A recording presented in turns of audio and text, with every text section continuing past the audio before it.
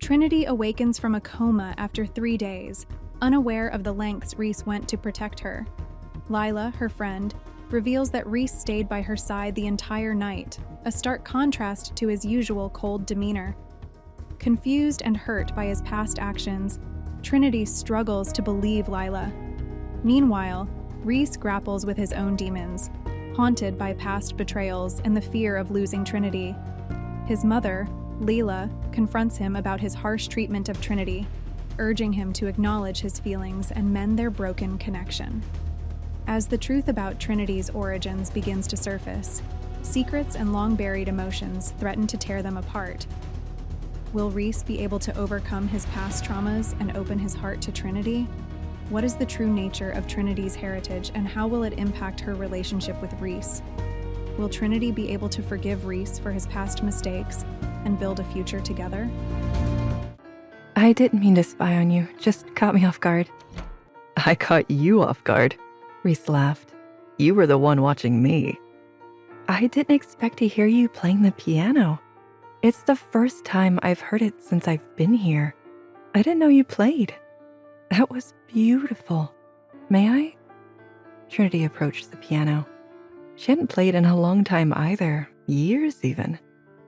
You play, little bunny? Trinity stretched her fingers over the familiar keys. Grandfather insisted. Once you learn piano, every other instrument is that much easier. She felt Reese's eyes on her as she slipped into a song. That song, where do I know it from? Trinity had started playing it without thinking. It was our first dance. Trinity blushed.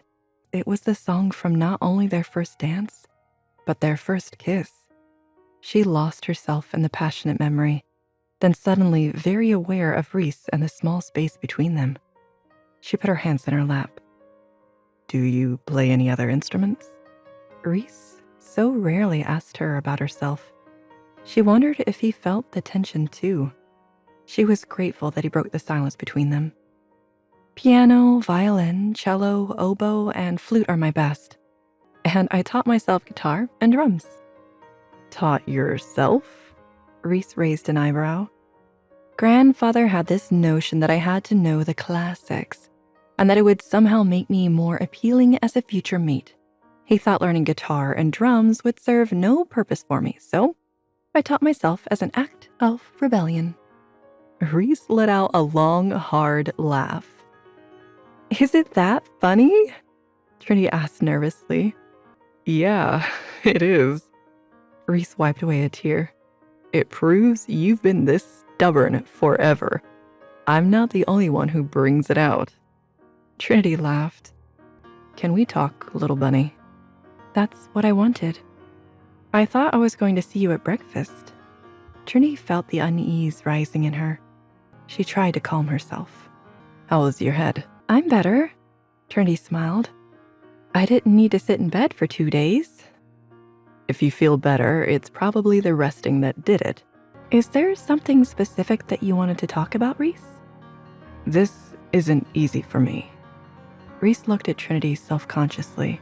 Reese looked so uncomfortable that Trinity laughed. He glared at her.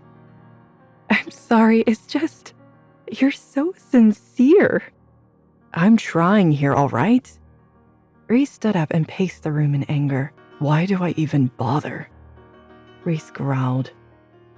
You must be joking. Trinity shook her head.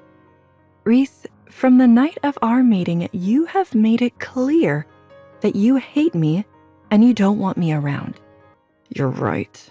You're my mate in name only. I don't want you. I hate you. Good talk. Trinity spat. She stood up and walked to the door. Where are you going? Reese roared. You just sat me down to say the same cruel things once again. Why does he have to be such a... Trinity slammed the door behind her and crossed the hall to the library. He didn't even give me the chance to thank him for saving me. What just happened? Why does she have to be so damn difficult?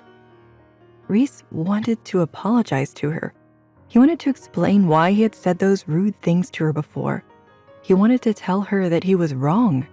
Why couldn't he do that? Reese returned to the basement. He knew exactly where to redirect his frustration. Trinity had spent enough time lying around waiting for things to get better. She stood up and browsed the books, looking for something interesting to read. "Carter!" she squealed. "Oh, goddess, I missed you. Where have you been?" "Reese assigned me to some special pack business." "Sounds mysterious," Trinity beamed. "How are you feeling?" Carter looked at her warily.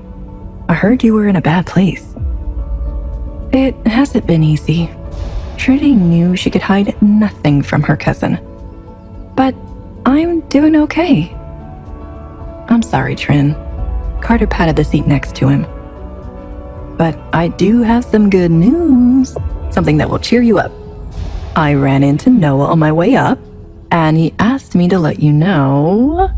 Carter loved a big reveal. "Drum roll, please." "Carter, tell me," Trini giggled. Okay. Carter laughed. "The Alpha got you approved to sit your exams." "Oh my goddess!" Trini leapt to her feet screaming. "Really?" "You have to take all 4 of them consecutively. And on a Saturday, but yes, really." Trinity was jumping for joy. She wouldn't have to fail her classes after all. On the day of Trinity's exams, Reese was up before dawn. He had almost 24 pack warriors at the ready. Reese had been advised to let them handle everything. The warriors insisted on reporting back to him when everything was over. They said it would be best to not allow the enemy access to him if they were truly after his position. Reese refused. Reese accompanied the warriors to the campus, with Vincent and one of the other guards escorting Little Bunny. Upon arrival, they could smell that rogue wolves had been scouting the area. "I'm sorry, Alpha," Kenneth, one of the warriors, explained nervously. "Something funny is happening to these trails." "Funny?" Reese couldn't help the edge from creeping into his voice. "Explain, Kenneth." "Well, the smell keeps fading in and out when it gets to a certain point." Kenneth seemed reluctant to elaborate. When Reese approached Kenneth, he recognized the scent of the rogue wolves that had been scouting the school. But as he got closer, he noticed the smell fading in and out. It didn't disappear altogether, not like with the warlocks on Riley's estate, but it was enough to make the scent difficult to follow. "This is exactly what I was afraid of." Reese approached the edge of the forest, where the smell appeared to continue. "Tell the guards at the school to be extra alert," Reese ordered Kenneth. "Whoever might try to attack could have the aid of warlocks." Kenneth's eyes went wide. "Warlocks?" Reese nodded. "Why would warlocks be working with these wolves? Are they rogues or from a pack? Are they trying to get to me? Or do they want my little bunny?" Reese's mind returned to the same suspicion that had been bouncing around in his mind since their visit to Riley's pack. Reese wondered if Trinity's mother was even aware that anything had happened at all, until she was surprised with the baby. But he couldn't ask her either. She was dead. There had just been some things that made Reese wonder, like how Little Bunny's eyes glowed in the forest on the day she was attacked. She seemed to be tracking the warlocks with little trouble until Reese had broken her concentration. It was like she could see past all the trees, through the night itself, to see them. Then there was the color of her eyes. Of course, they were unusual when they were glowing bright blue and white, but even on a normal day, they weren't typical for a werewolf. Most wolves would have green, yellow, gold, brown, or hazel eyes. Is she half human? Is she half warlock? Or is she something else completely? Reese had more questions than answers as he slowly tracked the scent of the wolves, moving with great care so he didn't lose it completely. Reese's entire body stood at attention. It was the scent of his beta. Reese's second in command, his cousin, Caleb. He'd been in this area, and recently. What has Caleb been doing here? Reese followed the trail. Then Reese hit it. It was some kind of invisible barrier, but instead of stopping Reese in his tracks or making him bounce back, it cut off his senses. Not entirely, but he couldn't smell the wolf anymore. He could barely see the prints on the ground. He couldn't even hear his own breathing, ragged as it was from anger, frustration, and his sprint to find the rogue wolf. Something wasn't right here. Warlocks. How far will Reese go to save his Luna? Will Reese know the truth about the connection between the warlocks and Trinity? Is there an enemy within Reese's own pack? He's healing, Reese thought as he struggled to stick to the trail. He had been following it for nearly 6 miles. The blood was less frequent, but Reese still had his paw prints and scent. I need to find him. I need to know why he's after my mate. Then Reese hit it. It was some kind of invisible barrier, but instead of stopping Reese in his tracks or making him bounce back, it cut off his senses. Not entirely, but he couldn't smell the wolf anymore. He could barely see the prints on the ground. He couldn't even hear his own breathing, ragged as it was from anger, frustration, and his sprint to find the rogue wolf. Something wasn't right here. Warlocks. But Reese hadn't encountered this warlock before. This was the work of someone much stronger than the warlocks at Riley's pack. This was the one true enemy, the one Reese needed to find. Go back, a voice rumbled in the air around Reese. What do you want with me? Reese demanded. You are irrelevant to me, wolf. The voice vibrated through the air. It sounded like it was coming from right next to him, but there was no one else around. I am the alpha of this land, Reese growled. What do you want here? I think you know that, the voice chuckled. Are you the one who keeps coming after my mate? Reese searched for the source of the voice. Why not? The voice was pleased with himself. He seemed to sense Reese's distress, even as he remained composed to the outside eye. You don't want her. You can't have her, Reese screamed at the voice. Is everything all right, Alpha? Vincent asked as Reese approached. Everything was not all right. If the voice that Reese had heard was behind all of this, then they weren't after Reese. They were after Trinity, and they were more powerful than he thought. But why? What could they possibly want from her? Reese would find out sooner or later. Just thinking, Reese answered Vincent. How have things been here? No problem, sir. Not only was Vincent a good family man, but when it came to his job as a warrior, he was one of the most capable of the pack. Reese congratulated everyone's efforts on keeping Trinity safe. I don't want the Luna to know about the attack or the lengths we went to protect her, Reese commanded. Not yet, anyway. Might I ask why you're keeping it from her? Vincent carefully probed.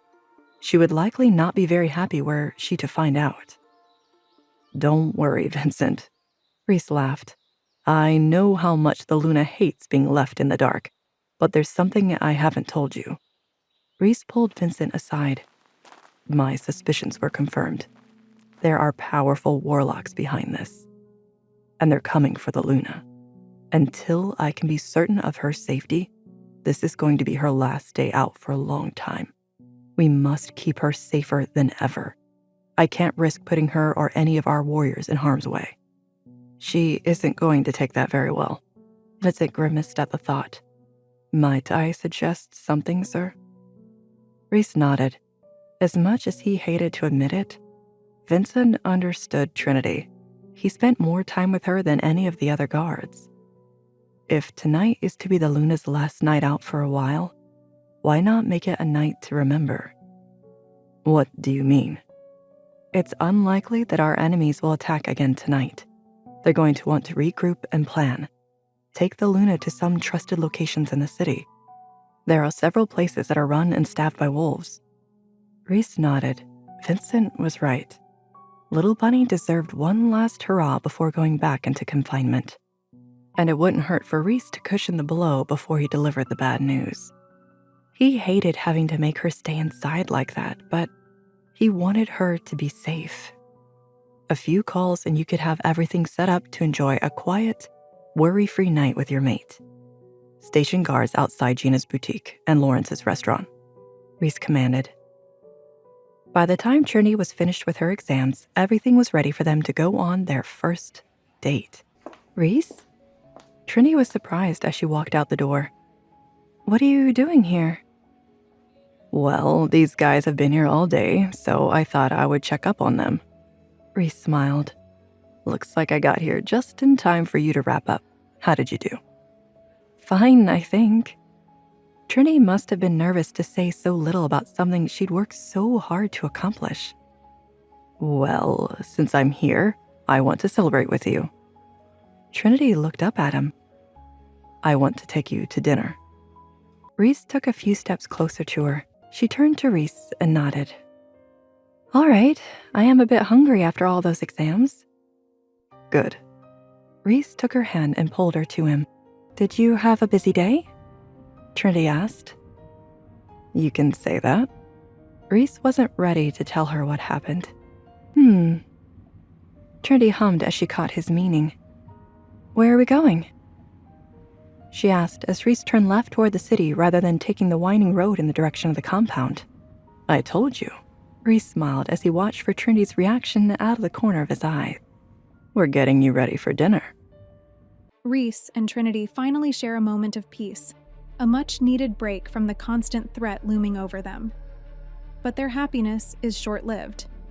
Reese is plagued by unsettling suspicions about Trinity's origins and the true nature of the danger they face. He discovers a powerful enemy, a mysterious voice that seems to know more about Trinity than he does. Who is the voice that Reese hears, and what are their intentions? What is Trinity's true heritage, and how does it connect to the dangers she faces? Will Reese be able to protect Trinity from the growing threat, or will their enemies succeed in separating them? Want to know what happens next? Click on the link in the description below to watch further episodes of Chosen by Fate, Rejected by the Alpha.